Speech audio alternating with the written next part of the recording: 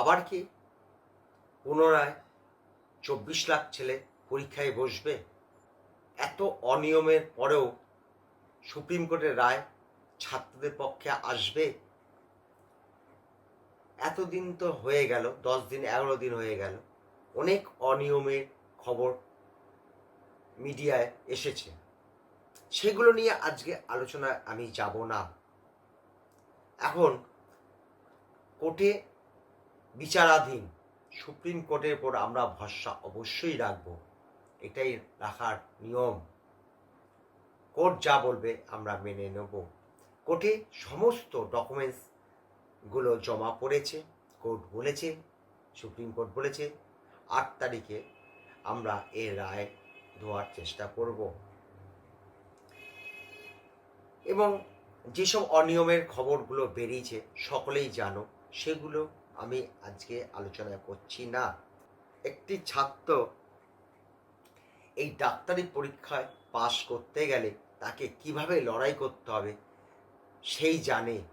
বছরের পর বছর বদ্ধ ঘরে সমাজ থেকে বিচ্ছিন্ন হয়ে শরীরে লড়াই করে।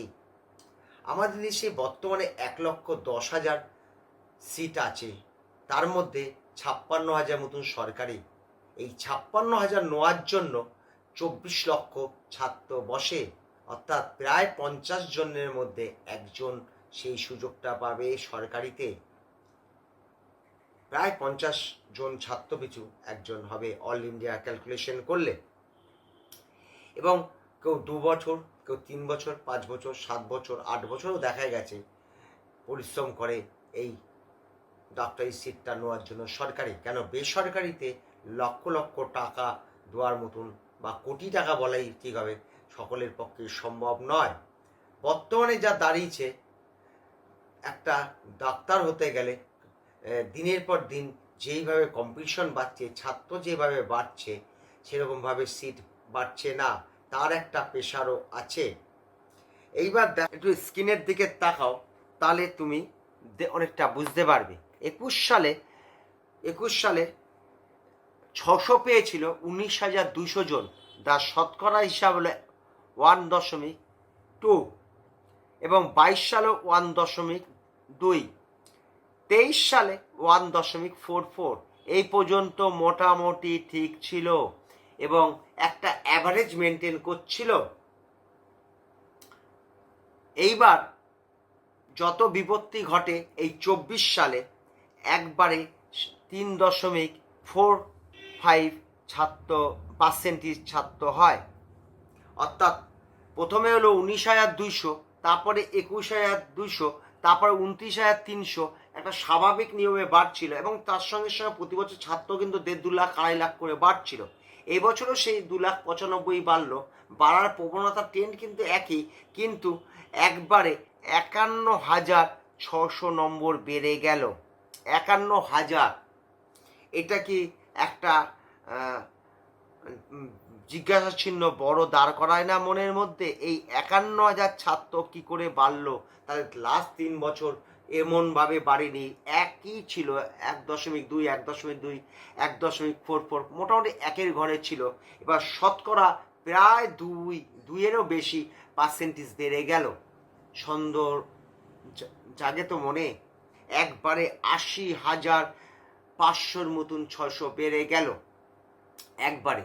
মানে রাতারাতি কি সব ছাত্ররা কি হয়ে গেল আমার জানা নেই, যে সব ভালো হয়ে গেল, পড়াশোনায় ভালো হয়ে গেল। 600 পাওয়া বিশাল টাফ। এইবার কতগুলো ডেটা তোমাদের দেখাচ্ছি, যেটা আরও সন্দেহ বাড়িয়ে দিচ্ছে এই বছরের পরীক্ষায়। এবার মেন গন্ডগোলের দিকে তাকাও এবং কিভাবে গন্ডগোলটা পেকেছে, মেন যে জায়গাটা, সেই জায়গাটা আমি বোঝানোর চেষ্টা করছি, তোমরা একটু মন দিয়ে একটু দেখো। দ্বিতীয় পার্টে আমি কি দেখাতে চেষ্টা করছি, দেখো। 23 সালে আমাদের ছাত্ররা 20,38,000 জন কিন্তু বসেছিল, তোমরা সকলেই জানো। 24 সালে সেটা বেড়ে হলো 2,95,000, বেড়ে হলো 23,33,000 ছাত্র। এনটিএ যেখানে কভার করতে চাচ্ছে, এবার প্রচুর সংখ্যক ছাত্র বেড়েছে, তাই জন্য এইরকম রেজাল্ট আসছে। 2,95,000 প্রচুর ছাত্র। তাহলে এটা কাকে ঢাকার চেষ্টা করছে? তার আগের বছরও তো 2,57,58 2.5 লাখের মতন বেড়েছে, তার আগের বছরও তো 2 লাখের মতন বেড়েছে। তার বাড়ার ট্রেন্ড তো এক, রেশিও তো এক। তাহলে এই কথাটা এনটিএ কিন্তু সত্য বলে প্রমাণ হচ্ছে না। তাহলে এইবার বৃদ্ধির হার হলো ছাত্র এবছর যে পরীক্ষার্থী যে বাড়লো 14.45 বাড়তি, প্রতি বছরই কিন্তু 13.5-14 থাকে, মোটামুটি এক। তুমি আগের ইয়ারেরটা দেখে নিতে পারো। এই যে এই বছর 14% ছাত্র বেড়েছে, তার প্রিভিয়াস ইয়ার মানে আগেরগুলো দেখো ওই 12-13%ই আছে। তাহলে এবার আসো পরের প্রশ্ন। এইখানটাই আসল গন্ডগোলের জায়গা, খুব খেয়াল করে দেখো। এখানে সমস্ত প্রশ্নের উত্তর এক জায়গায় এসে মিলে গেছে। প্রশ্নগুলো দেখো, 23 সালে অল ইন্ডিয়া চান্স পেতে গেলে যেই জায়গাটা দরকার, ঠিক সেই জায়গাটাই আমি খুঁজে খুঁজে বার করেছি তোমাদের হাতে অস্ত্র দেওয়ার জন্য। কি অস্ত্র তোমাদের হাতে দিয়ে দিচ্ছি? 23 সালে 620 থেকে 720 যেখানে অল ইন্ডিয়া কাট অফ যায়, ঠিক সেই জায়গাটায় মাত্র ছাত্র সংখ্যা ছিল 18,500, 18,521। এইবার দেখো রহস্যজনকভাবে কিভাবে হলো জানি না, 24 সালে ওই অল ইন্ডিয়া যেখানে কাট অফ যাবে সেই জায়গাটা 620 থেকে 720 হাইয়েস্ট যেই জায়গাটা, সেখানে 58,263 এবং তার পার্সেন্টেজ হলো ভয়ঙ্কর পার্সেন্টেজ 214%। 214%, ভাবাই যায় না, 214% বাড়ল। এইবার দেখো যেখানে অল ইন্ডিয়া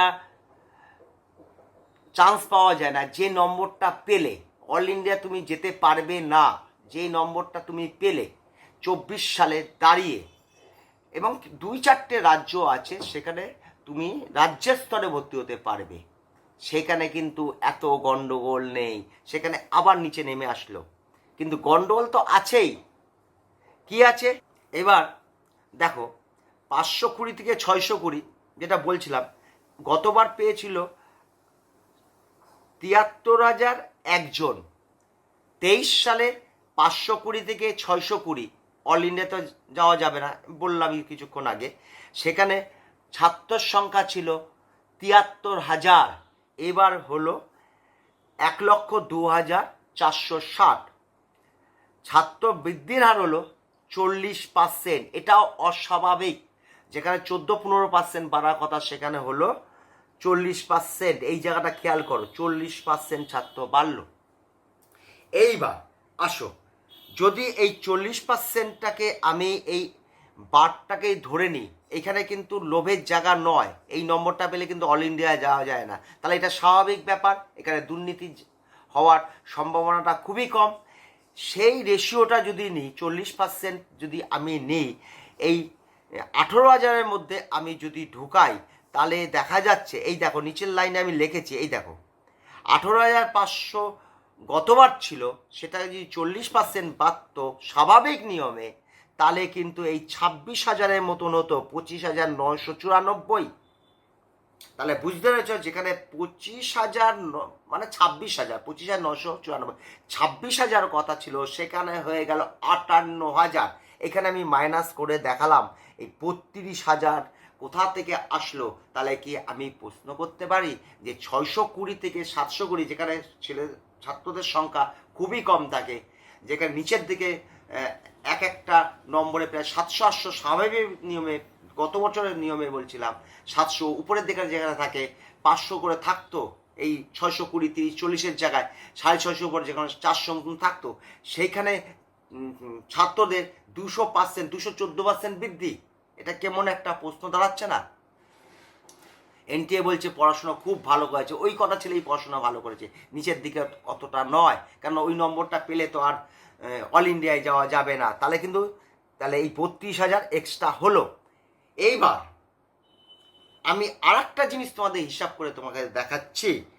তাহলে আমাদের 600 কতজন পেত স্বাভাবিক নিয়মে? তাহলে এই 80,500 থেকে 80,468 থেকে এই 32,000 যদি মাইনাস করি, 48,000 জন 600 পেত, 48,199 জন তাহলে 600 পেত। আশা করি আমার কথা তোমরা বুঝতে পেরেছো। যাদের একটু অসুবিধা আছে একটুখানি আগের থেকে আবার চালিয়ে দেখে নিতে পারো। তাহলে আমি বারবার বলছিলাম যে 2-3 মাস আগে থেকে যে 40,000 অন্তত অল ইন্ডিয়ায় যাবে এবং আমাদের রাজ্যে অন্তত 2100 জন 600 পাবে, তাহলে কিন্তু এটা 48,000-এ গিয়ে দাঁড়াতো, তাহলে এত কাট অফ বাড়তো না, তাহলে 620 মতন হয়ে যেত। আমি যেটা দিয়েছিলাম 600 নয়, আমি যেটা দিয়েছিলাম 600 নয়। আমি অতিরিক্ত বেশি দেওয়ার জন্য আমাকে অনেকে অনেক কিছু বলেছে। আজকে তুমি অঙ্কের মধ্যে দিয়ে বোঝানোর চেষ্টা করলাম এবং এনটিএ কি গন্ডগোল পাকিয়েছে সেটাও বোঝানোর চেষ্টা করলাম। এইবার আসো, আর একটা জিনিস তোমাদের শিখে যাচ্ছি। লাস্ট 8 বছর 720 পেয়েছে 7 জন, 720 পেয়েছে 7 জন, এবার হলো কিন্তু 67 জন, এবার হলো 67 জন এক বছরে। তাহলে এখানেও ঘাবলার একটা সংকেত পাওয়া যাচ্ছে। যত বৃদ্ধি কিন্তু 650-এর উপর থেকে নিচে আর বাড়ে না, নিচে আর বাড়ে না। এইবার দেখো, তোমরা তো বুঝতেই পারছো এই ব্যাপার গিয়ে দাঁড়াচ্ছে। অবশ্যই এই চার্ট তোমরা দেখার পর বুঝতেই পারছো আর কি বলবো যে কি এসব হয়েছে। আজকে ভিডিওটা আর বেশি বাড়ালাম না। যাই হোক, এরকম অনেক টেকনিক্যাল জিনিস আমি বার করেছি, একটু একটু করে দেওয়ার চেষ্টা করব। এবং 8 তারিখের উপর আমাদের বসে থাকতে হবে। সুপ্রিম কোর্ট নিশ্চয়ই এই ছাত্রদের চোখের জলে রাজপথ ভিজতে দেবে না, এটা আমরা আশা রাখি। এবং আমি নিশ্চিত সুপ্রিম কোর্ট ছাত্রদের দিকে মঙ্গলের কথা চিন্তা করে তারা রায়টা আমাদের পক্ষে দেবে এবং আবার পরীক্ষা হওয়ার উজ্জ্বল সম্ভাবনা আমি মনে করছি। কেননা এইসব ডকুমেন্টসগুলো কিন্তু সুপ্রিম কোর্টের হাতে চলে গেছে, ওরাও এগুলো দেখবে। আজকে ভিডিওটা আমি শেষ করলাম। অবশ্যই লাইক দিও যদি আমার ভিডিওটা তোমার পছন্দ হয়। আমি লাইকের আশায় বসে থাকলাম।